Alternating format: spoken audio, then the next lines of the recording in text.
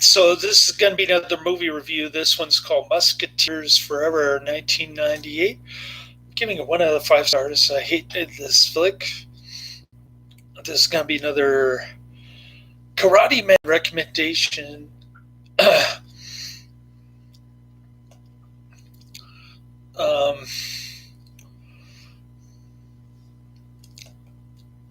It's about three secret agents from Vietnam who decide to open a club in Las Vegas. And they fought alongside Michael Dudikoff's dad in 1973. And it involves some kind of president's assassination or something. I don't know what happened. Lee Majors and his monotone, emotionless acting kind of ruined the story in a way. But like I said, he went to the same school of acting as Jean-Claude Van Damme, or maybe not, because Lee Majors is probably much older. But he's still alive. He had bypass heart surgery,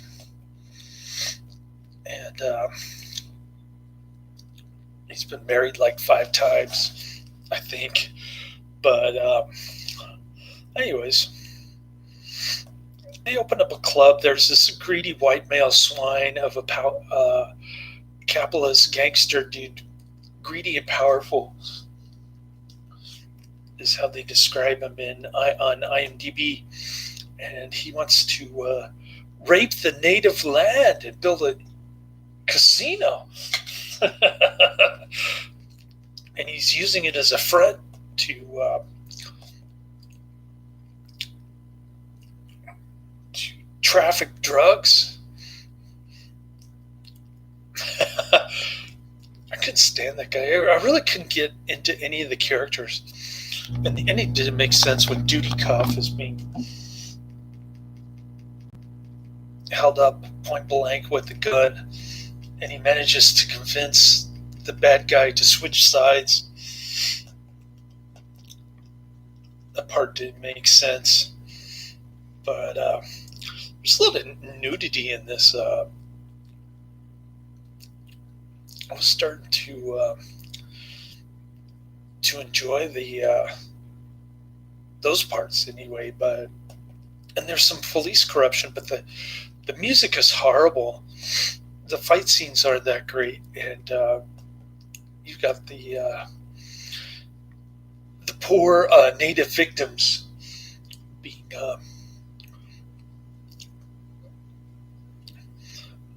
being brutalized by Whitey. They even have a native girlfriend for Dudikoff, who plays the bartender inside Lee Majors' little, I don't even know, they call it a jazz club on IMDb, but it's more like lamestream pop music from 1998. It's horrible. And it starts out with Lee Majors smoking a big fat cigar, winning big on the poker table with his much younger black girlfriend who shows off in the bedroom later. Not much later. The film doesn't waste any time. It gets a 4.5 out of 10 on IMDb, which is kind of mediocre. And only 343 ratings on IMDb. So kind of an unknown flick. And like I said, the police are in with it, with the greedy, power-hungry gangster dude Um, so they try to close Lee Major's bar down. It's like a nightclub with lame band, the lamest band ever you could ever imagine. Terrible music, like I said, and they managed to kill Dudikoff's future father-in-law. There's some weird custom in this native tribe where if you mix with white people, somehow you're going to get kicked out of the tribe or something, but she doesn't care. She thinks that the times are changing. And she's not even native. She's a Canadian actress who was in Battlefield Earth. She's lily white. She doesn't even look like a native. But she's pretending to be native in this movie, just like the Vietnamese bar girl who was actually Filipina, or the Mexican girlfriend who was actually white. I've seen so many movies like this where they get the ethnicity and the cultures wrong. But whatever. So yeah, the rest of the movie is just this greedy white guy trying to get this tribe to sign off on a contract allowing him to take over the land and to build a casino, which is front for a drug operation, drug trafficking. So after they kill the Dudikoff's girlfriend's dad, they get the new tribe leadership to sign off on the contract. But then there's a final battle scene, and Dudikoff is about ready to get the concrete shoes treatment from the gangster dude. But somehow he convinces a corrupt police officer to switch sides, like I said. And pretty lame flick. It just had so many problems, and I couldn't get into the characters. Sorry, Karate Man, but I did give my honest opinion.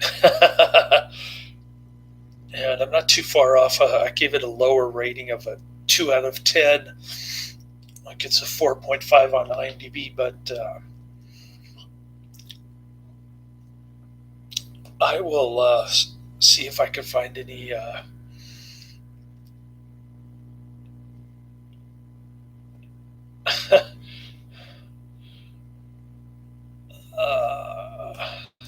there are only 3 actual user reviews on IMDb. I didn't even see a Wikipedia page for this flick. Low budget. It says pretty much lacks everything a sane human being looks for when they seek out filmed entertainment.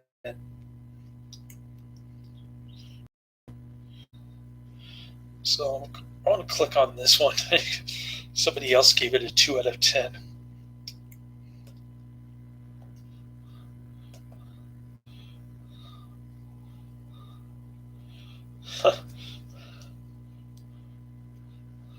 Here we go. 3 middle-aged men with a lot of time on their hands decide to open a bar together. Naturally, their leader is Lee Majors, and after a classic fixing up the place montage, they turn an old rundown building into the tavern of their dreams, with Lee Majors gambling money, I might add. The men clearly bonded because of their mutual love of 2 things: old blues musicians and Alexander Dumas' Musketeers lore. Unsurprisingly, in fact, pretty painfully, they identify themselves as three musketeers and even will use any excuse whatsoever to use a certain catchphrase, uh, all for one and one for all. When the son of their old war buddies, a man who just happens to be named Argitan Dudikoff, comes to town, they give him a job as a bartender and things seem peachy keen.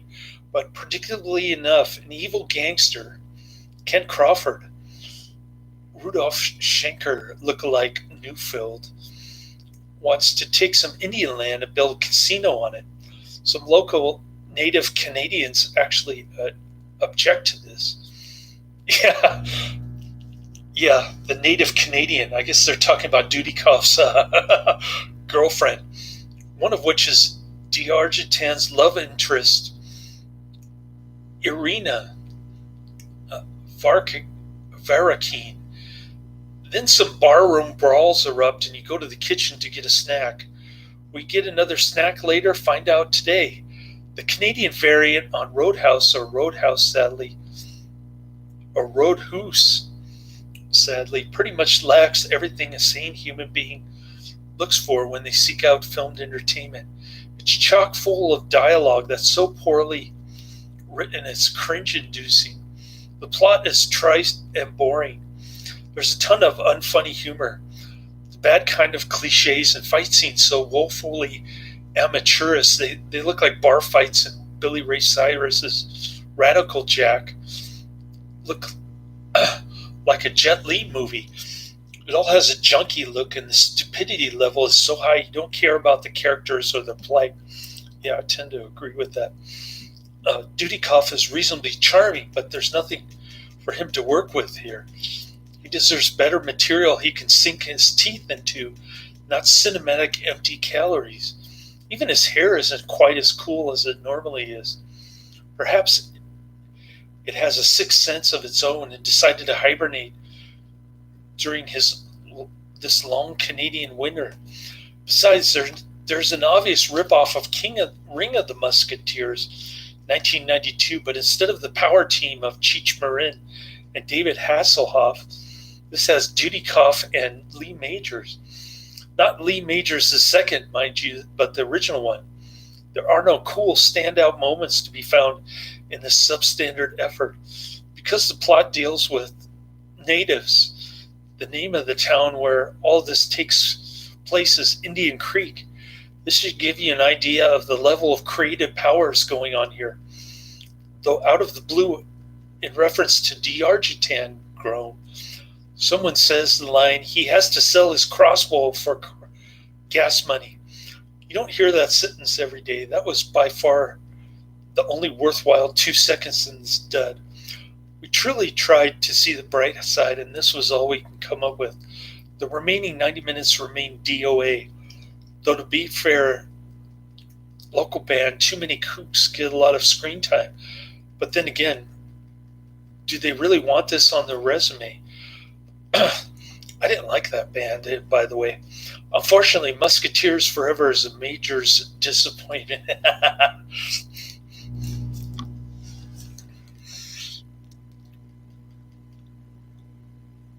Oh, you liked it? Okay. I couldn't get into it, man. It was just too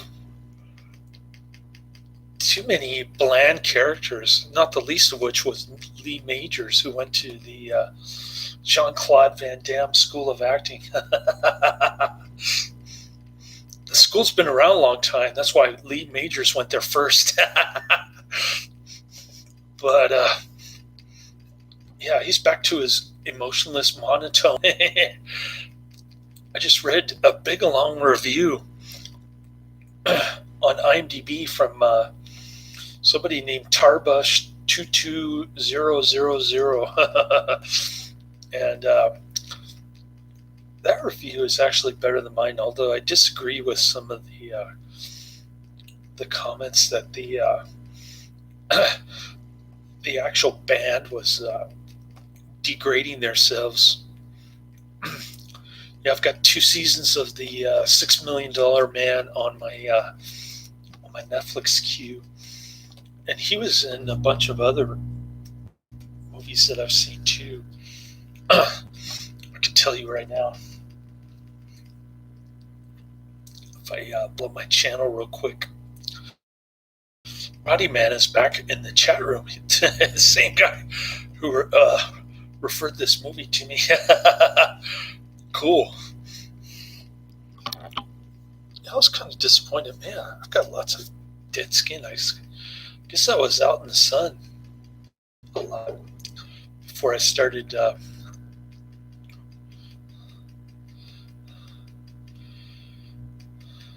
staying indoors with my son for 3 days. I don't know if he can handle another day indoors. His mother would probably force him to do baseball practice tomorrow. Let's see, Lee Majors. What else have I seen with Lee Majors?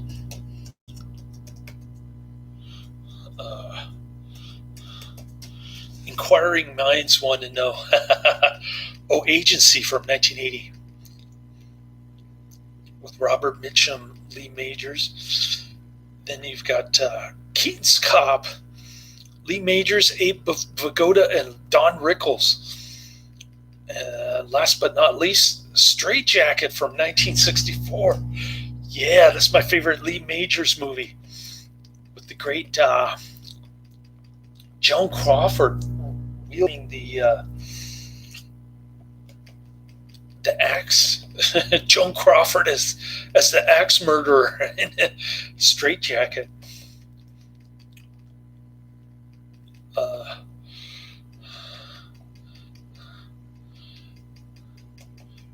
Dudikoff best movies probably American Ninja. I'm thinking.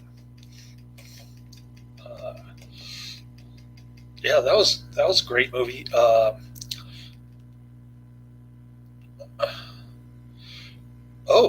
Adrian's in the chat room now. I got 3 people. Cool.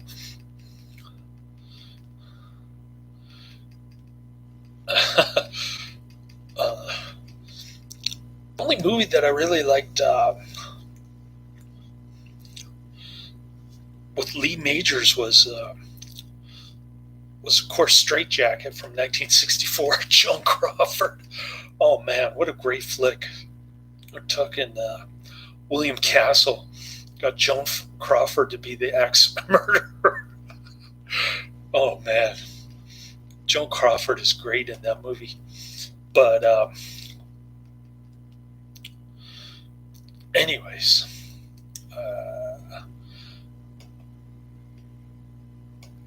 this Musketeers Forever was a TV movie, really. I think it's got a lot of nudity. 2 white women. The gangster's white girlfriend, who's got a French accent. She's kind of interesting, if you know what I mean. There's a scene where they get frisky, and that was like the highlight of the movie. The other highlight being the Lee Majors' black girlfriend in the beginning. But Dudikoff's girlfriend, the pretend native from Canada, she wasn't that attractive. Oh yeah, Dudikoff first go for her.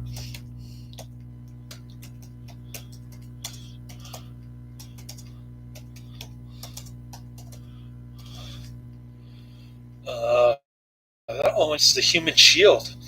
I've already reviewed that one. Right? The Human Shield. Yeah, Karate Man recommended that one. I reviewed it already. But that may have been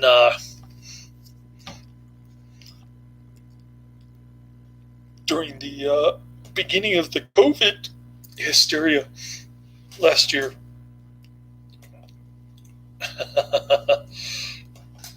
Anyways,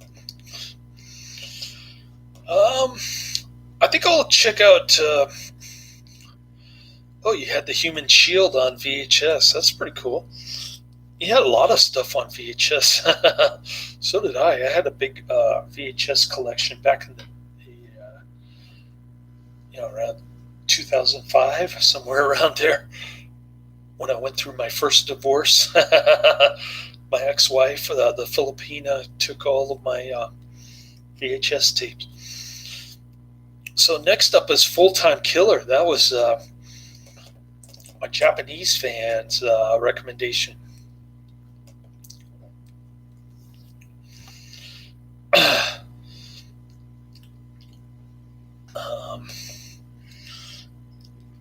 The only thing I remember about the Human Shield was that it had a cool explosion at the end. You still got 300 original DVDs. That's cool. I used to have Chain Heat on VHS. I think it was out of print and it was worth like $100. My ex-wife took it.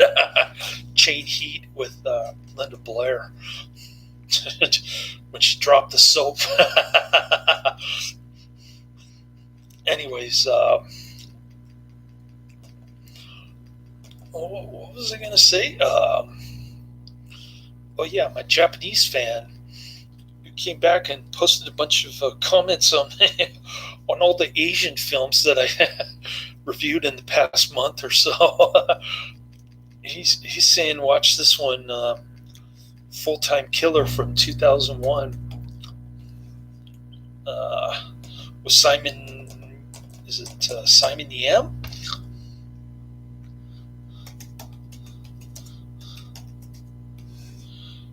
Yeah, 2001 film.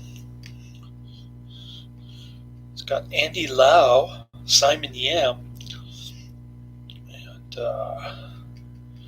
Hong Kong action film.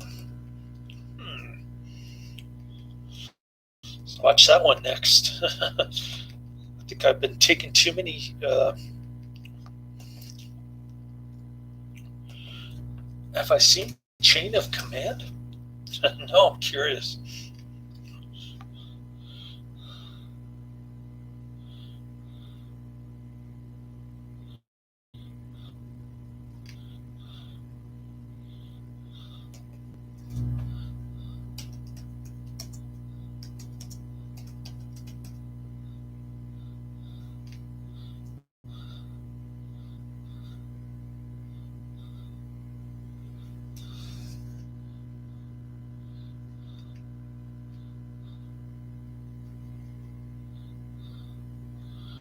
Four people watching now?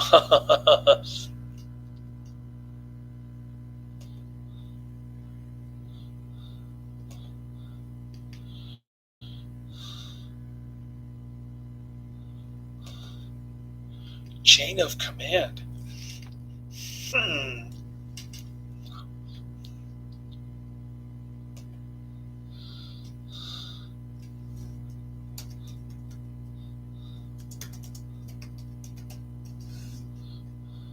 Yeah, I did review that one. That's with Dudikoff and Arlie Army. Teen years. Those were my 20-something years. Anyways, I'm going to check out.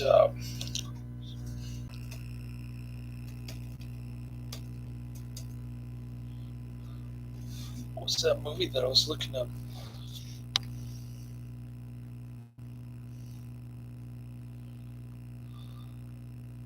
Moving Target.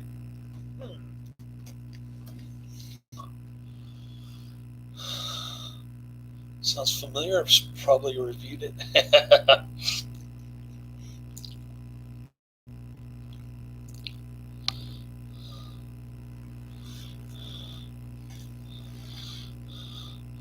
I'm surprised you didn't talk about Avenging Force.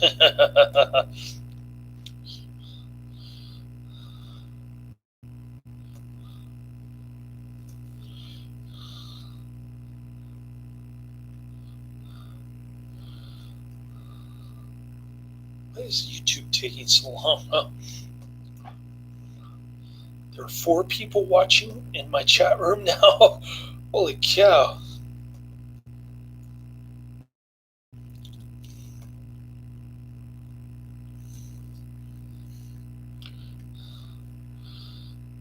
Must be prime time there in Australia.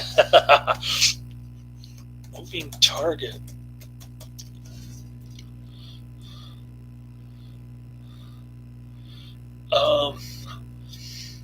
I've seen the Dawn the Dragon Wilson moving target, but River if Death? What is that?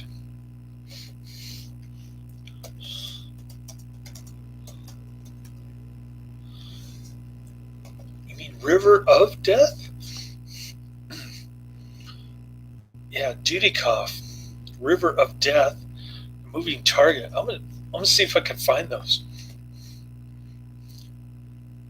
on Netflix or YouTube. Thanks for the tips. Laters.